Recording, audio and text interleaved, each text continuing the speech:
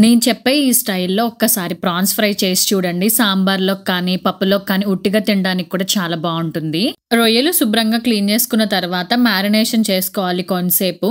దాంట్లోకి మనం ఉప్పు, కారం, పసుపు వేసుకొని బాగా కలిపేసుకొని పక్కన పెట్టుకోవాలి. ఇలా మ్యారినేట్ చేసుకోవడం వలన మనకి ప్రాన్ లోపలికి కూడా మసాలా అనేది బాగా వెళ్తుంది.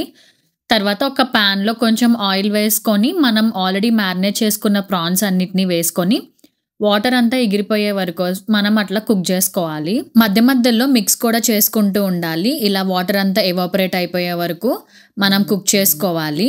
తర్వాత ఒక కళాయిలో కొంచెం ఆయిల్ వేసుకొని మనం సన్నగా కట్ చేసి పెట్టుకున్న ఉల్లిపాయ, పచ్చిమిరపకాయ ముక్కలు వేసుకొని బాగా ఫ్రై చేసుకోవాలి. అది ఫ్రై అవుతుండగా మనం కొంచెం జింజర్ గార్లిక్ పేస్ట్, పసుపు, ఉప్పు, కారం కూడా వేసుకొని ఫ్రై చేసుకోవాలి. నెక్స్ట్ ప్రాన్స్ కూడా యాడ్ చేసేసి ధనియాల పొడి, జీలకర్ర పొడి, గరం మసాలా, ఉప్పు, కారం అన్నీ అడ్జస్ట్ చేసుకొని బాగా ఫ్రై చేసుకోవాలి. యాక్చువల్‌గా ఇప్పుడంతా బాగా రోస్ట్ చేసుకోవాలన్నమాట. మనం మిక్స్ చేస్తూనే ఉండాలి. లాస్ట్‌లో కొత్తిమీర, కరివేపాకు ఆకులు కూడా వేసుకోవాలి. నేను ఇందులో ఈ కళాయిలో చేస్తున్నాను కదా! బెటర్ అయితే ఐరన్ కళాయి అయితే చాలా పర్ఫెక్ట్ ఉంటుందన్నమాట.